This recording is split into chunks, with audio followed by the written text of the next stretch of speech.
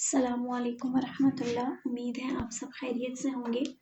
आज हम अपने सबक का आगाज़ करते हैं और आज के सबक में हम एक नया असूल पढ़ेंगे और वो है हरूफ लीन का असूल। कल तक आप लोगों ने मद्दा को पढ़ा। आज इंशाल्लाह वीडियो 2 में हम दोबारा से मद्दा और लीन को रिवाइज भी कर लेंगे ताकि आपको कोई कन्फ्यूजन ना रहे और आपको चीज़ें क्लियर हो जाएं। अब लीन क्या है? जिस तरह मैंने आपको मद्दा का बताया था कि मद्दा 3 है, इसी तरह लीन सिर्फ 2 हैं और इनको आसान तरीका है याद करने का क्योंकि इनके लिए कोई बहुत से आपको असूल याद नहीं करने।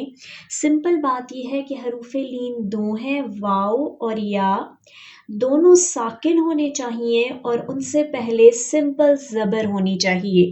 दोबारा बात सुन लें, हरूफ लीन सिर्फ 2 हैं और दोनों साकिन हो और उससे पहले अगर ज़बर हो तो ये लीन कहलाता है और लीन को आधे अलिफ जितना लंबा किया जाता है।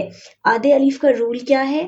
पूरा उंगली का मैंने आपको बताया था 1 अलिफ के बराबर है, तो आधी उंगली आधे अलिफ के बराबर हो गई। हम इसको कैसे पढ़ेंगे? बा या ज़बर, ये देखिए या साकिन है और उससे पहले ज़बर है।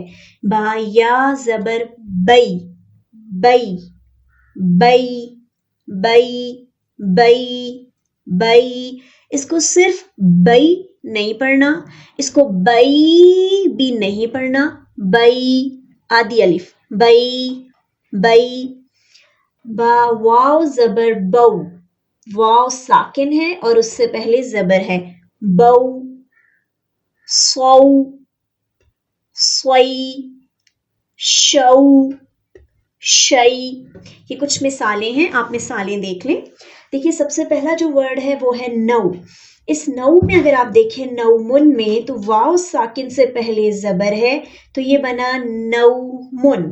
नेक्स्ट अगर आप देख लें तो ये देखिए हमारे पास क्या है, यहाँ पे तो सिंपल ये नजर आ रहा है आपको, या के ऊपर छोटी सी जज़म और उससे पहले ज़बर, लई लातुन, लई लातुन।